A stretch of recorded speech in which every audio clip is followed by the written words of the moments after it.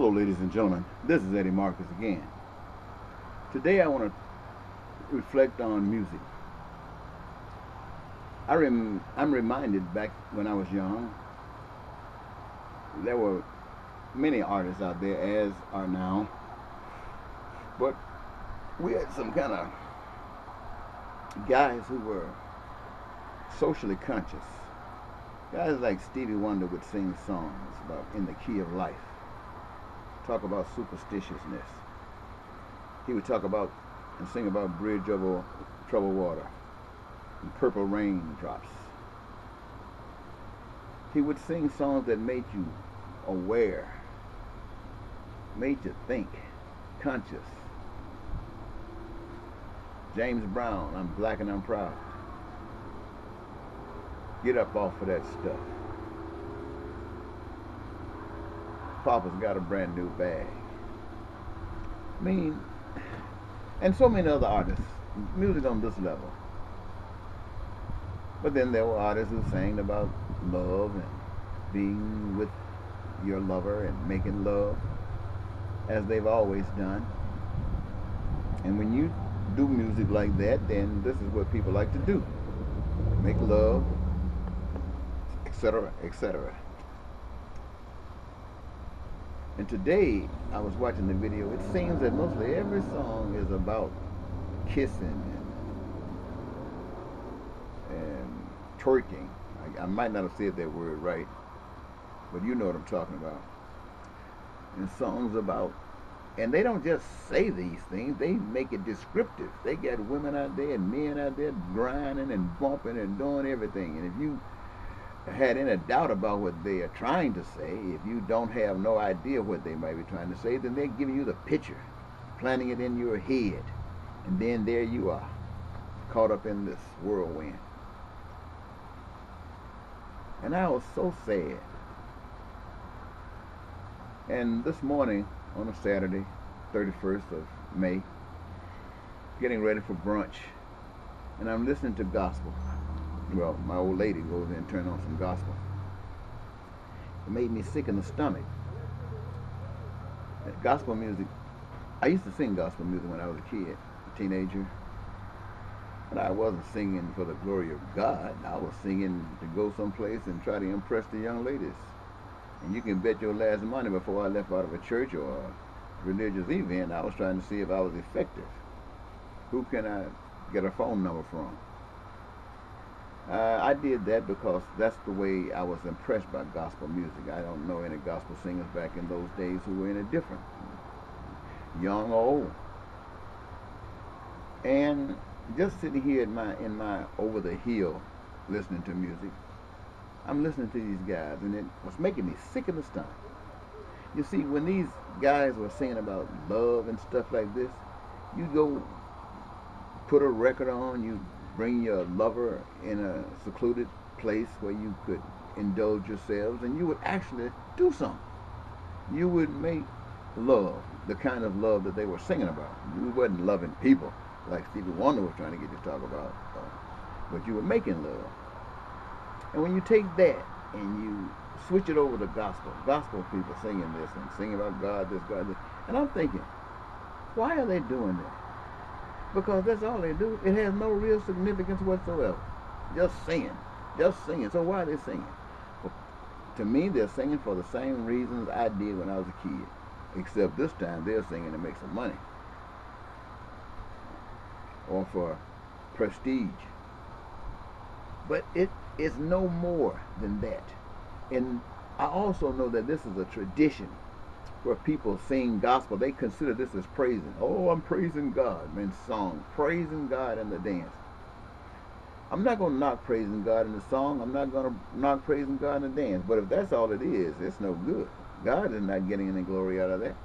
And nor any of God's people that needs God's affection, God's love, that God has hoped that could come through you and I and through these people that sing it. But these people that sing gospel music, they have been led to believe that if they sing the gospel music, they are teaching folks to go to church, and work within the church. Sunday school teacher, sing in a choir, be a deacon or stewardess, or cook, many various jobs they have within the church.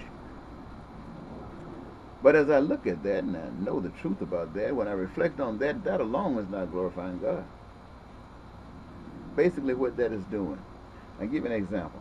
I was talking to my brother-in-law this morning, and we were talking about something similar to this, but more relative to the social orders of the day, jobs, housing, etc. And he said that the church he went to last night, he was at a church, and that pastor was different because he's talking about going out in these streets.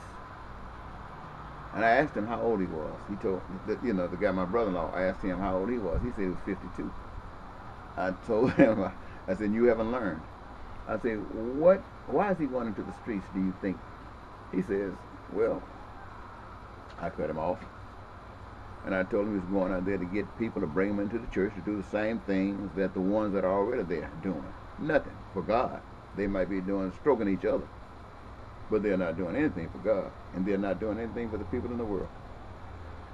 He didn't quite understand that. And I'm thinking that when you see that people who are homeless, people who don't have jobs, people who are, don't have peace, people who don't have freedom, people who are being abused and put in a position where they have to commit crimes as a survival and end up going to jail, and people who's loving God still singing songs as if don't do any of this, don't do any of this. Well, and they themselves are doing the same things. I mean, it doesn't make any sense at all, but that's what they're doing.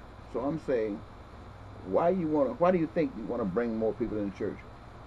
Because there's a possibility of more tithes. There are more possibilities of offerings. There are more possibilities of having control over people's lives, over their lives, for the purpose of His church. Not any other church, but His church. Not God's church, because God's church is not on earth. There's no God's church on earth. The Bible teaches us, for those of you who believe in the Bible, on this rock. What was the rock? Some people think it was Peter. No, that's foolish. The rock was individuals whose heart is tuned to receive the blessings or the messages from God. It is on that situation that Jesus will build His church. His church will be built on the fact of members who are listening to God, doing what God says do. That ain't happening. People are doing what the preacher says do, and the preacher doesn't know what to do because he's reading a book that's been written by some men who don't have any idea what those people who were talking about their relationship with God were actually saying spiritually. And so when I just can't, it just hurts my heart to see gospel singers pimping God. I think of it, if you're going to sing about God, then you go out in the street and work. I'm not talking about singing. Turn your singing, turn your music into an activity that does good for humankind. Anyway, when people hear me say the things I'm saying, they get upset with me. How dare I speak? Because this is what they believe. And for me to say what I've just said to you is a challenge of their faith, a challenge of their belief. And they are not going to have it. Oh, when I look at them after I've gotten through saying some of the things that I said here today, man, the look on their faces, look like their heart inside is just feeling like I feel when I hear and see what the church is doing in America. Nothing for God. So I guess many of you who started listening to this have already cut it off. But that's okay. It was my responsibility to tell you. You can hear it if you want to. I think I'll leave it there and say bye-bye.